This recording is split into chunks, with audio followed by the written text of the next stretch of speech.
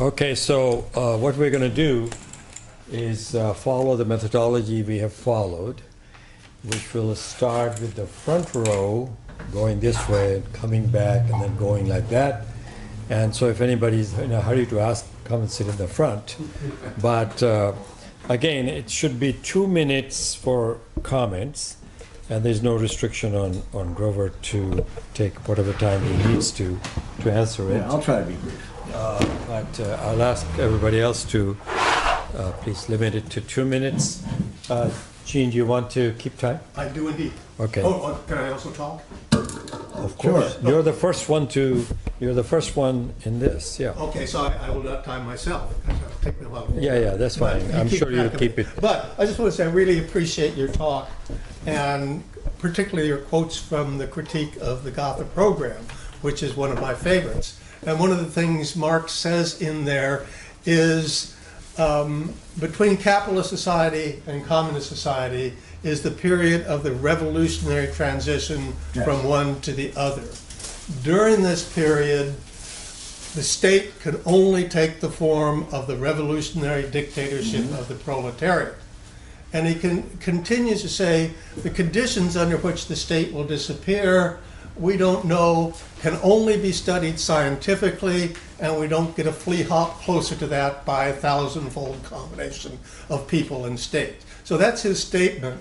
And again, what I found take from this is, first of all, if it has to be studied scientifically, for lots of people think that means we need to read a lot of Marx, read a lot of Lenin, and quote them and so forth, but that's not the scientific, because Marx and Lenin did not really have a chance to study scientifically the dictatorship of the proletariat.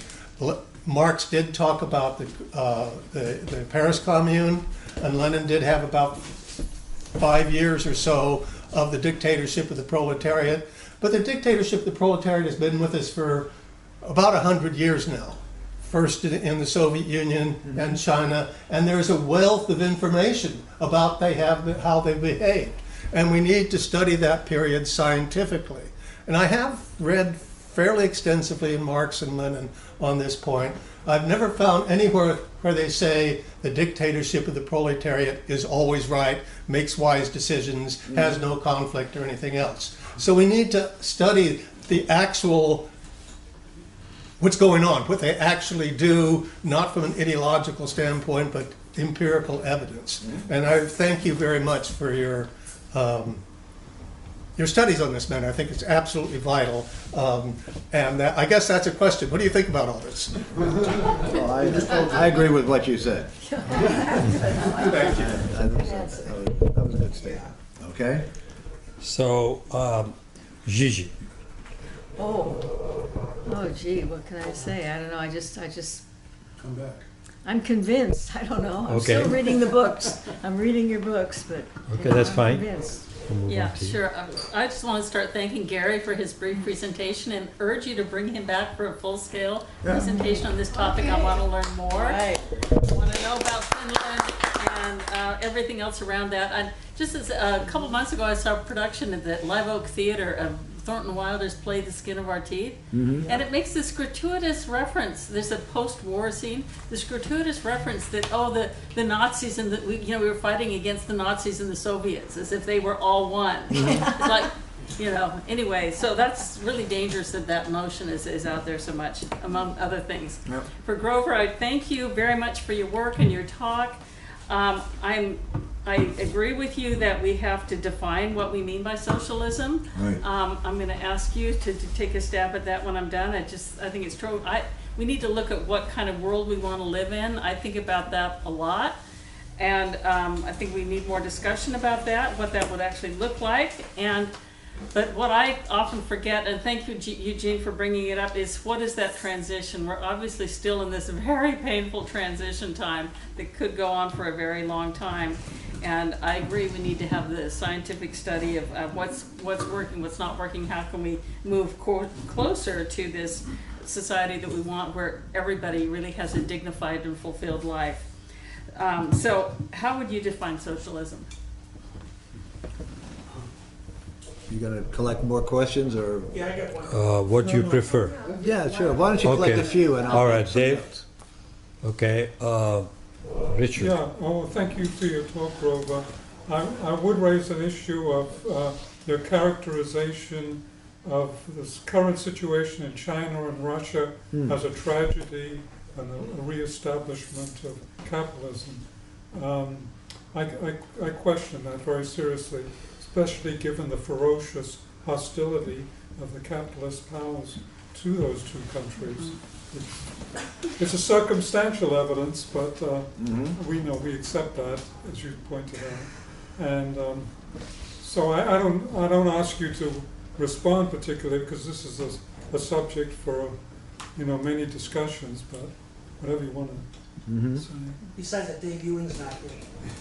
That's What right. did you say? Yes. Dave Ewing's not here. Dave Ewing will get Okay, you want to take one more question? Sure. All right. How about you? I'll ask a question about the Poland 1939. After the German invasion, September 1st, did the Soviets come in to the eastern part right away, or was there a delay? And did they actually have armed hostilities with the Polish army? Okay. All right. So There's I have a microphone for the audience if they want to speak into it. we said we're going to The take four. Soviets actually held off. The Yeah, Germans let- invaded September 1st, 1939. The Soviets did not move one soldier into Poland until September 23rd. So 22 days afterwards. Okay. And they were waiting to see, they were basically very suspicious about what the German military was up to. And only when they were sure that the German military was only going to go as far as they said they were, that they intervened and took back what had been theirs all along. Okay, so let me try to get to these questions. I'll try to be brief. I don't really have anything to say about the critique of the Gotha program, which is, I tried to pick some passages which have never really been thoroughly examined, I think, which have been interpreted in various ways, which appear perhaps to suggest a track towards from the lower to the higher phase of communism. Marx does not use the term socialism there. Engels uses it a lot. Marx uses it very seldom. But I don't have anything to add much to what Gene said, except this. If you read the collections of Lenin that came out during the Brezhnev, and particularly the last period, the Gorbachev era, Lenin's last works are often featured, and they're featured in a way that suggests that that a peaceful road to socialism could be, should have been chosen, and this peaceful. This is why I concentrate. One of the reasons I concentrated on quoting those passages from the Critique of the Gotha program, because it has been used. Perhaps the best word is misused to legitimate a gradual and peaceful evolution at least from the revolution to full-blown communism. And I think it leaves when it's done that, when that happens, the most important questions are left unanswered. The issue of the market economy, Richard raised the question of not so much Russia, right? I mean, everybody, I think, pretty much agrees that Russia's capitalist, but China, is it okay? Well, you know, but the role of the market in Soviet Union, particularly after Khrushchev's accession to power, but in some ways even before that, I think needs to be scrutinized. in my view, and I know I didn't elaborate on it here today, insofar as I've come to any conclusions, in my view, market relations, market forces generate capitalist forces. And for a socialist society, for a society after a revolution that aims to end up with a communist goal of communism, trying to use the market instead of the market using you has been like trying to ride the tiger. You know, you ride the tiger. It's very hard to ride the tiger. When the tiger throws you off, he eats you. I think that we need to question the use of market forces, and I have other things to say about that, but I'm not going to say them right now. And I think that how you look at China today depends to a large extent on how you view the role of the market in a socialist society, and that deserves serious discussion. Gigi, okay, Finland. Somebody raised the issue of Finland. I think Gary mentioned Finland. You mentioned Finland. Martha, Marilyn, you mentioned Finland. I'm researching that now. Susanna and I went to Finland in May of last year because she had a conference, a linguistics conference there. And I had already been doing some work on the Molotov-Ribbentrop Pact and had started to look into Finland. And I saw how Finland is the only country in the world, just so you know, where the political figures who openly allied with, expressed admirations for, and militarily and politically supported Adolf Hitler are still considered to be the national heroes. Okay, Marshal Mannerheim and the government of that period. That's not the case in any other country. Okay, Finland has this image in many people's minds of this sort of benign social democratic state. It's not the case, and it was certainly not the case between the wars. So we need to look into that. But Finland was very clearly allied, lined up with Germany. At one point in 1939, the Soviets proposed declaring that they would invade. They knew they couldn't get a treaty from the Finns about this, so that they would consider any attack on Finland to be an attack on the Soviet Union, right? They just sort of declare this in a unilateral way. The Finns said that would be equivalent of an act of war by the Soviet Union on Finland. That is, in no way would the Finnish government tolerate the Soviet Union declaring that Finland was in its vital sphere of influence. So Finland, what the Finnish government was involved in up to 1939 was very shaky. Another thing that's not often recognized is that this.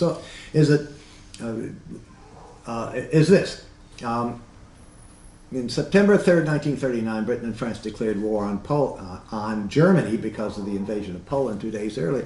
But except in the naval sphere, where the British, were very ticklish, except in the naval sphere, they didn't make war on Germany. Okay, there were some naval battles, but they did not make war on Germany on the ground. That is, they completely betrayed the Poles. They didn't do anything to protect Poland. And Gary's right.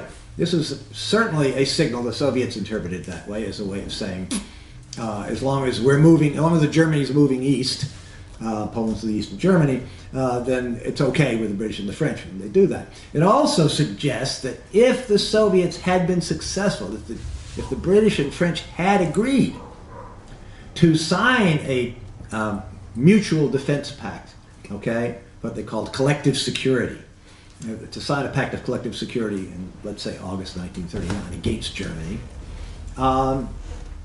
they would have betrayed the Soviet Union too. All right? If they had signed, the Soviets wanted the British and the French to sign a treaty that said, if Poland's attacked, Poland's attacked by Germany, we'll all attack Germany. Okay? And the British and the French wouldn't do it.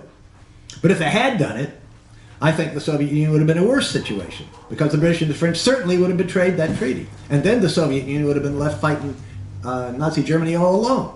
So in a way, they're lucky that the British and the French refused collective security. Even Stephen Kotkin, in that otherwise very, very terrible book, mentions that this was the British and the French really betrayed their ally Poland in order to encourage Germany to move to the east. On the other hand, so the British and the French are not fighting Poland, right? Fighting Germany, even though they've promised the Poles that they would.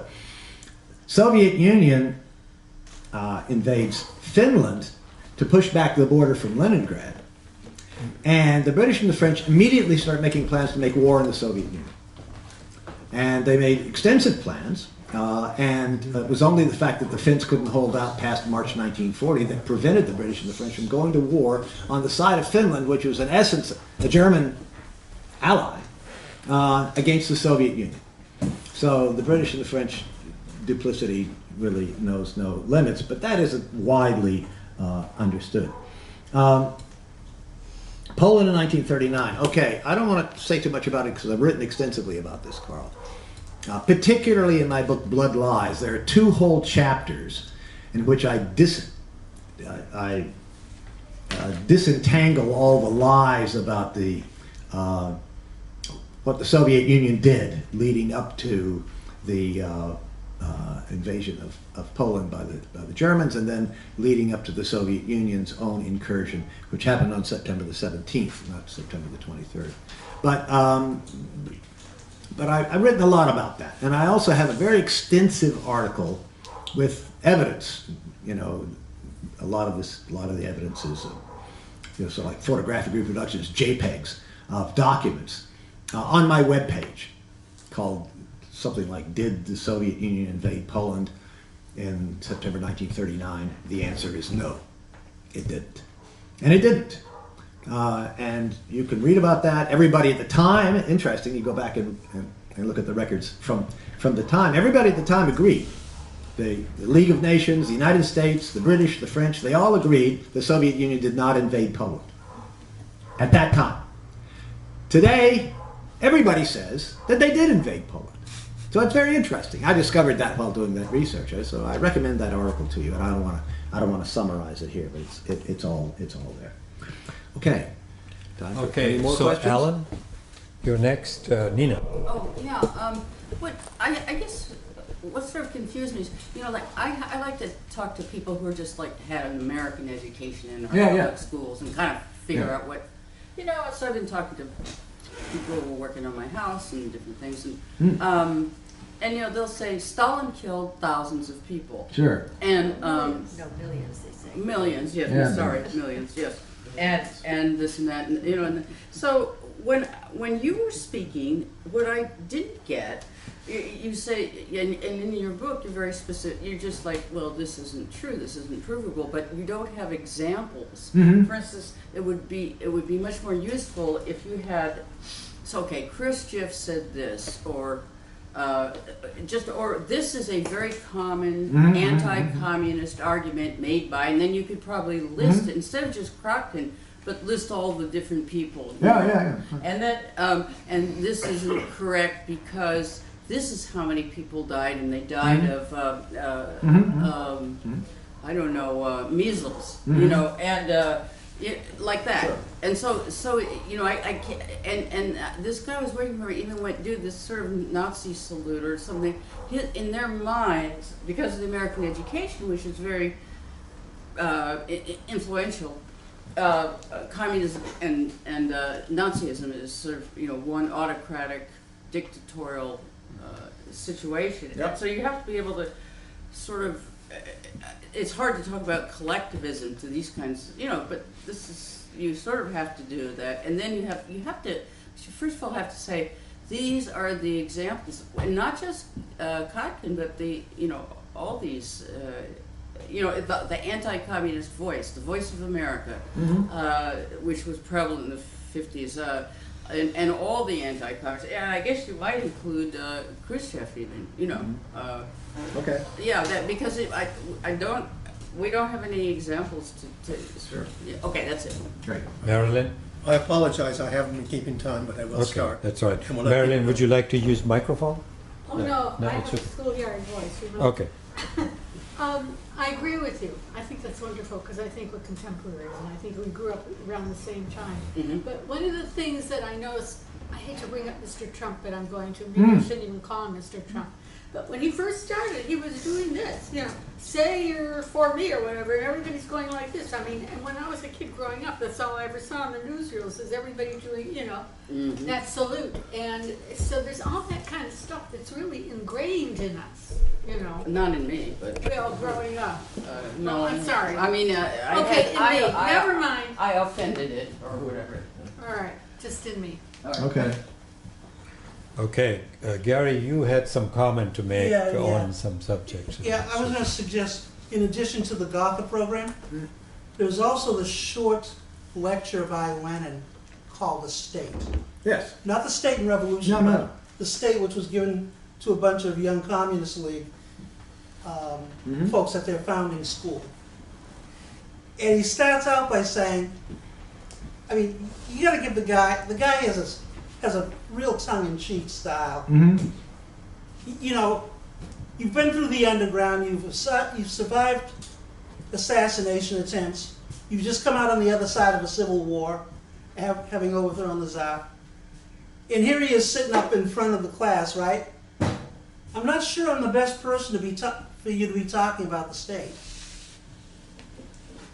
And then he's going, now, it's a very difficult subject.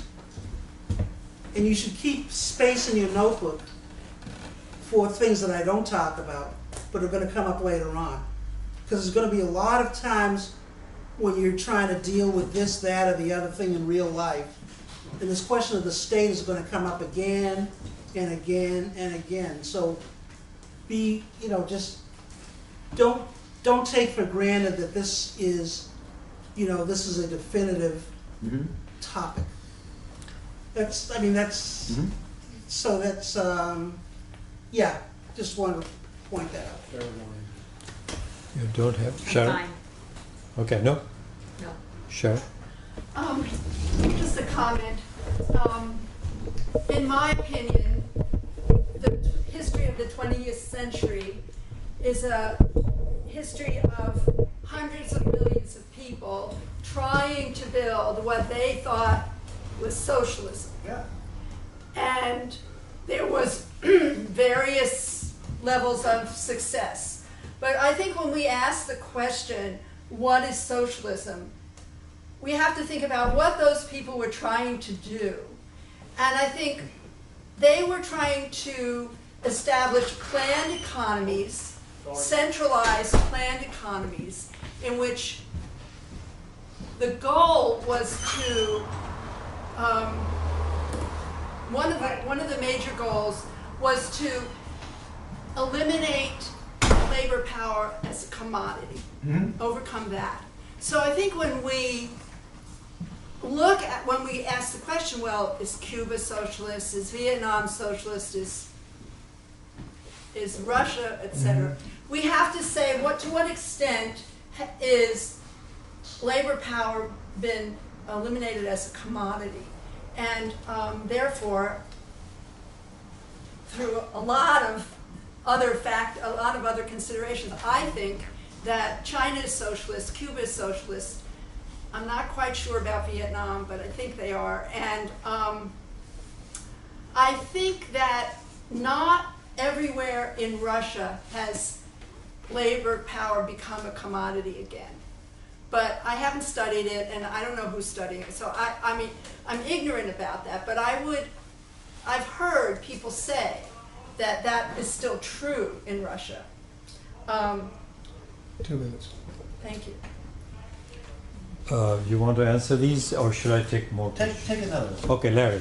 All right, I have a few points. One is the challenge, Progressive Labor Party's newspaper Challenge has an article on the treaty here, Molotov Treaty. Here we go. One of the things that hasn't been mentioned was that the Japanese attacked from the east. So the Soviet Union was possible, had 2 wars on their hands, so they wanted to have a break from the Germans so they could deal with the Japanese, which they did. Number two, this question about Poland. I understand the Soviet Union retook stuff that used to be theirs, but how did it get to be theirs? I mean, there was either a king or a czar or capitalists who conquered these things and then said, well, this is ours. I mean, these borders are very flexible, and they're made by the capitalists or before them. So I don't like that argument, although I understand, you know, it's just like what Crimea used to be anyway. Yeah. Third of all, to me, socialism is when you have a communist party wins a resolution, and then you have inequality, but then you fight like hell to get rid of that inequality. And the leading people who are getting rid of it are the Communist Party members by giving up their palatial houses or their whatever it is, all their benefits, and living like the poor people, because they're the most committed to the revolution.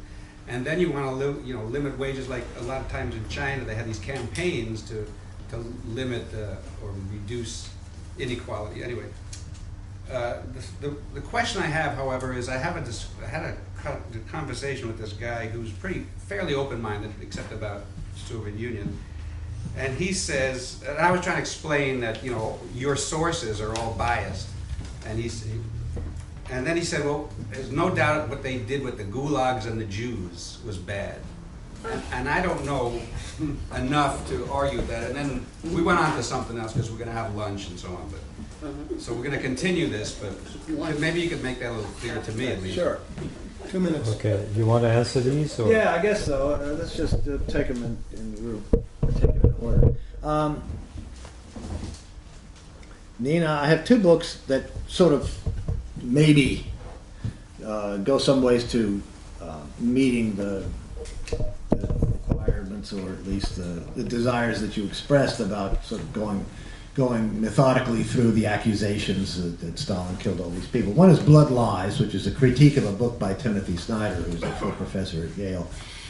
And he essentially writes a extremely dishonest and extremely anti-communist history of the major events in the Soviet Union in the 1930s. And the second is this book that just came out in January called Stalin Waiting for the Truth, which is a response to Stephen Kotkin of Princeton. One's from Yale, the other one's from Princeton. His very large biography of Stalin from 1929 to 1941. And in each of those books, these dishonest anti-communist experts who really have worldwide reputations,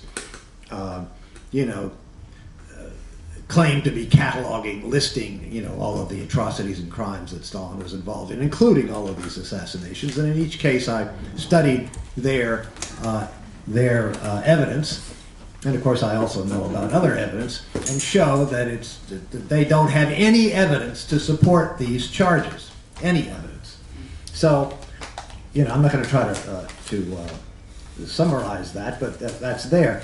Then I have a shorter book, which I think we're out of here right now, but it's called Yezhov versus Stalin, which is a whole book. It's only about 200 pages long. There's a copy there, actually. Oh, there is a copy. I Okay. have one copy. So it's a book about what they call the Great Terror. And of course, I also explained that the Great Terror is a bad word for it, a bad name for it. There are a number of bourgeois anti-communist scholars who also agree it's a bad name for it, but that's popularly known as the Great Terror in 1937-38, where several 100,000 people did get shot. So I go into that in that book in specific detail. So if you would look at those... What's the name of the book? I'm sorry. Yezhov versus Stalin. I think it's the last one. There was a maybe, copy one here of the- somewhere, but I don't think it's here anymore. Somebody bought it. Anyway, that's the way it Well, was. It's on that list. I sit around this sheet. Yeah. It's gotten to the point now, I have all these books, I really can't bring 5-10 copies of each of these books. There's too damn many of them, and they're way too much. So I'm reduced to handing out these sheets, but certainly you can get them from Amazon, or you can write me and buy them from me or from my publishers. But those books deal with, I think if you read those books, they'll deal with that specific issue. Just one more word about Snyder. Snyder's goal in his book Bloodlands, Timothy Snyder, Bloodlands, that was the book that I'm critiquing in my book Blood Lies. His goal is to equate Hitler with Stalin, Nazism with communism and the Soviet Union with Nazi Germany. That's his goal, and so he lies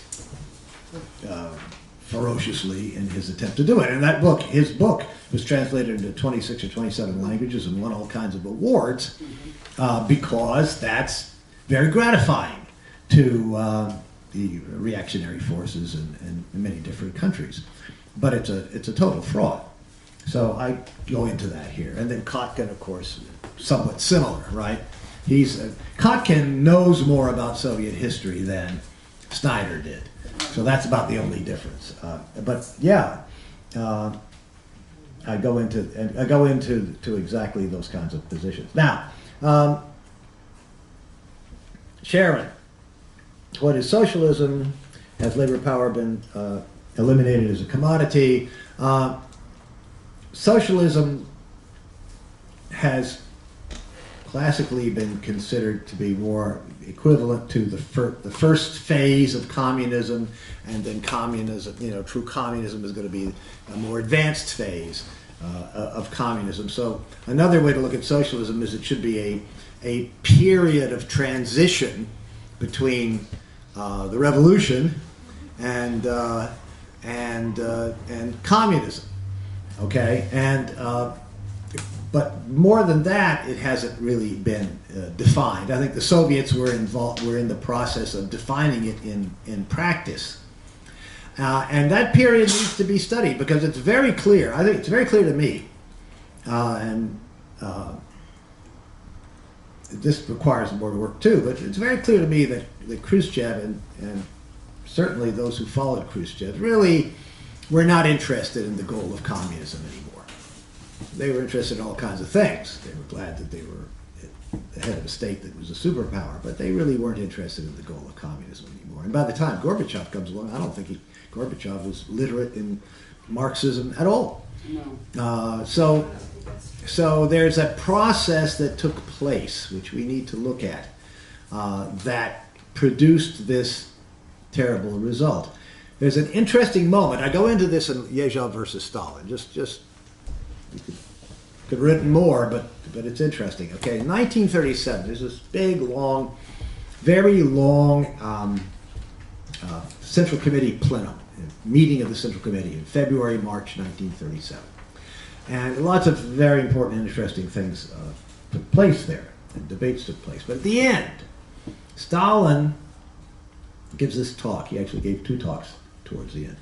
And in one of them he says, we all have to study Marxism, Leninism, we have to study dialectics, we have to study the kind of stuff that was going into the short course of the history of the Communist Party of the Soviet Union. This is terribly important. We're never going to achieve communism without it. In fact, he waffles on the question of whether or not they had socialism as yet. They were trying to build socialism, which implies that it hadn't been built already, right? So he says, well, here's what was going to happen. We're going to set up schools, and lower level party leaders are going to go away for a certain number of months and so forth and so on. Higher level party leaders are going to go away for quite an extensive period to study Marxism, Leninism, and dialectical materialism. And so he wants everybody to find 2 replacements for themselves who can sort of take over while you go away to Moscow, presumably, to study this material, right? So we really want to educate and Bolshevize, so to speak, the leadership of the party. That never happens. It never happens. It didn't take place. So, there's all kinds of interesting things about the fact that it didn't take place. One is, Stalin said this was going to happen, and it didn't happen. So we would like to know exactly why, how that came about. It certainly shows that Stalin was not a dictator. I mean, if he said it's going to happen and it never happened. There are other things about that, but it never happened, and the results were pretty clear. But then the question is, why did it never happen? Why were the leaders of the party evidently unwilling to appoint secondary leaders, you know, the substitutes for themselves, so that they could go away and be, you know, become more educated in Marxism, Leninism. You know, so there are many questions that we need to ask about this. There's also the issue of I mentioned the short course, the history of the Communist Party of the Soviet Union, the short course, which was debated for several years, lots and lots of debate about what it should say and what should go into it, and the whole purpose was to get this into the